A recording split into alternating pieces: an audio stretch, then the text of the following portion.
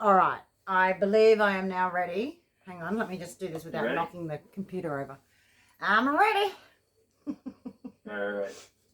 Welcome back to part 3 of rehabilitation education within the prison system.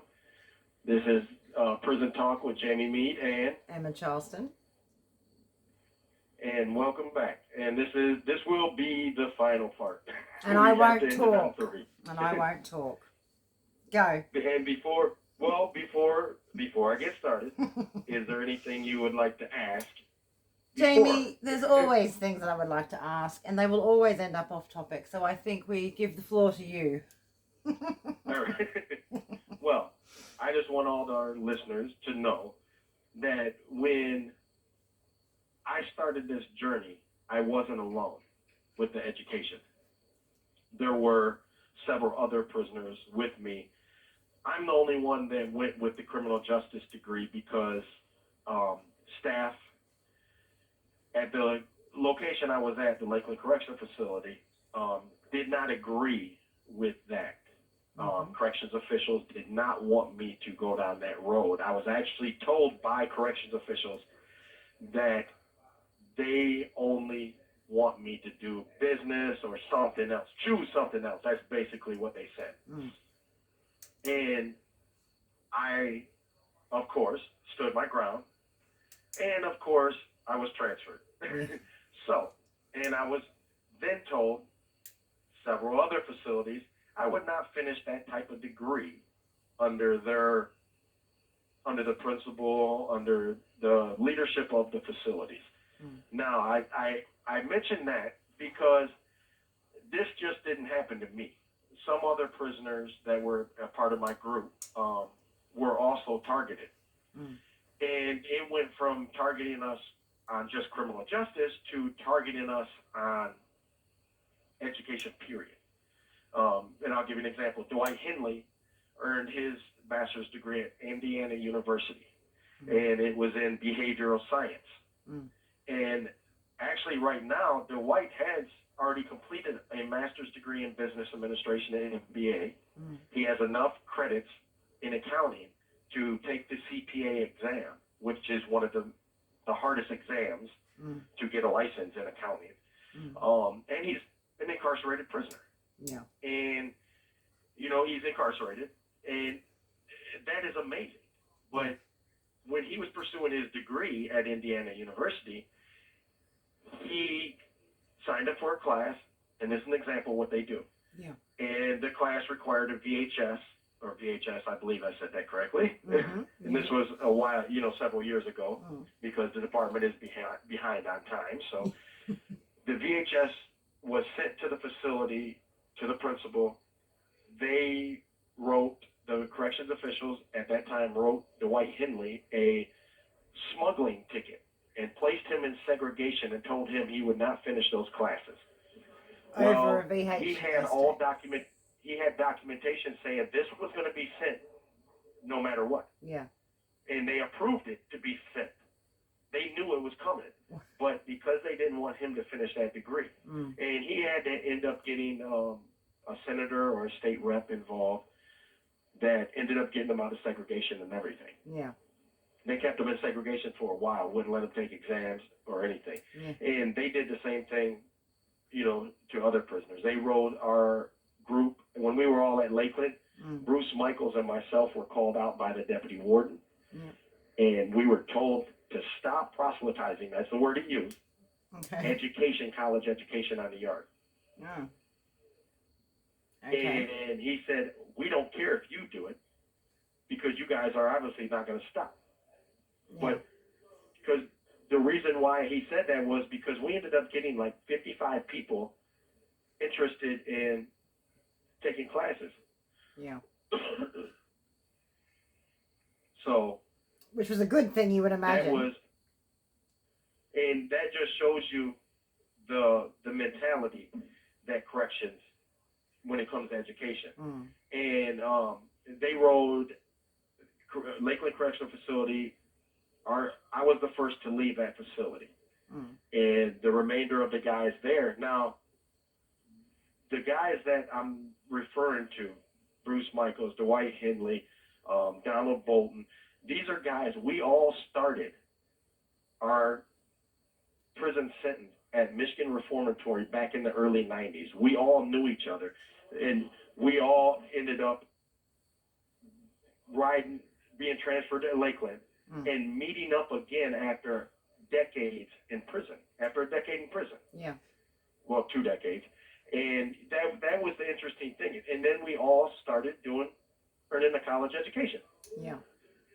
And we found, when we entered prison, we were all into all this negativity. But, we all changed, grew up, because we were all teenagers in our teens. But we found so many roadblocks, so much opposition. They just corrections officials did not want us to earn a degree. And we were doing it on our own, paying for it on our own. Yeah. It was costing the state $0.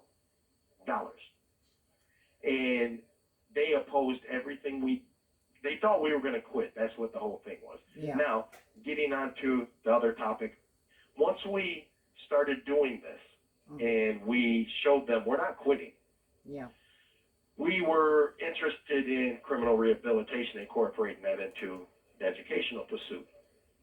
And once we started trying to get these books like Dr. Stanton E. Sam now, Criminal Personality, his 3-volume set, we were trying to get Glenn Walters' books. We were trying to get all these other psychologists who theorize why people commit crime, and they also give solutions on how to change those thinking patterns. Yeah. And techniques of doing it. And they did not want us to have these books. And we're all lifers. We're all lifers trying to change. Yeah. And because we're lifers, we can't get into any programs. We're not allowed programs. We have to create them ourselves. We have to learn on our own because they stopped, allowing lifers and long sentence prisoners into those. Yeah. And the rehabilitation aspect of it in Michigan needs revamping. It completely needs to be overhauled because it is crucial to start rehabilitation when a person enters prison, especially if they're young. Because now we know the adolescent brain doesn't stop developing until about the age of 26. Yeah. That's late adolescence, emerging adults. Yeah. And even law schools have done research on this. Many schools have done research on this. And so if the brain is still developing during those stages and you come in at 18, 19 years old, if you just flood that person with rehabilitational opportunities, programs to help them, to encourage them, to motivate them, then, you can really influence their positive change in their life. Do you think Yes. that when you came in at 19, do you think, realistically, do you think that if you were flooded with this sort of opportunity at the very least to do that, do you think you would have taken advantage of that? Or do you think, the whole idea of the brain developing at 26, you may not have been so interested in doing it until that age anyway? Like, that's just something that I'm wondering. Like, do you think that would work? Well, I did participate in programming because it was somewhat available to me. Yeah. And that's why I say it works. Yeah. Because I'm an example. It might not have made my brain click and me know why I was participating. I wasn't told to participate. I wasn't told, hey, you can, a counselor sit me down and say, hey, you can really start changing your patterns if now. Yeah. You didn't do that. Yeah. I fought to have something to do. Yeah. So it was my motivation, although I straddled the fence. And I say straddled the fence because I was still young. I was still thinking those criminal thinking patterns. Yeah. So, I do believe it should be, more encouraged. Yeah. And, the Department of Corrections allegedly has this motivational interviewing technique that all staff are supposed to be trained in to encourage change within the prisoners. Yeah. Well, obviously they don't use it. It was just a large amount of money given to the department to do nothing. Yeah. They might have ran some classes, but they don't practice it. No. So, yeah, they don't practice it. Yeah. But it is something that needs to be looked at, because rehabilitation should start from the beginning. Yes. You shouldn't be in prison after 30 years and still assaulting people. And you came in at 16 years old. No. That doesn't make sense. And what was good about my situation when I came in, what I learned after earning my education, I was given so many psychological evaluations, from the Minnesota multi-phasic inventory to test to the psych ran so many different things on me that those are in my file.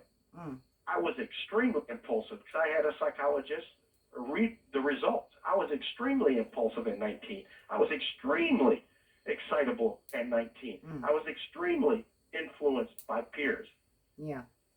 So all this exists in my file of what I was. Yeah. And who I am now should be a comparison to that. Yes. So, but yeah, well, I can't find any fault in that, and it might not work with everybody, because obviously no, it might not. Because obviously, you found that. It's like anything. You found that bit of interest. It sparked your interest, which then made you start to take a look at yourself. But it took years. Yes. It took years for me to find it. Yeah. And we are coming up on that 15 minutes. I do want to end this up. I don't want to all right. make it a part 4. Okay, well, but talk. I hope all of our listeners enjoyed this one. And if you have any questions, you can always send those to Emma. Well, there's a few questions on the Facebook page about some of the other ones we've done, which I will send to you. And we might do an episode answering some of those questions, like just devoted to answering those, just people's questions. So if you have questions, do it, because I know Jamie likes you want to answer those questions, and you want to do that, don't you? Yeah. So yes, questions. I want involvement from the public, because I want to show the public what's going on inside corrections and see how, because it might give them an idea of how to help their loved one that's incarcerated. So I thank all of you for following us. And I hope you share this with friends and share it with other people that will share it with other people, so we can turn this into a pretty big movement of something. So you can listen to the words. And I think Emma tried to find, we haven't found any other podcasts with a co-host currently incarcerated. No. He's doing it on prison phone. Although granted, I haven't really searched too hard. In fact, if you know of one, let us know, because that'd be interesting. I'd like to hear that. Yeah. So let us know. So, So we thank you for listening on this episode, and please keep checking YouTube and the podcast site and Facebook for future episodes. Have a good day. Bye.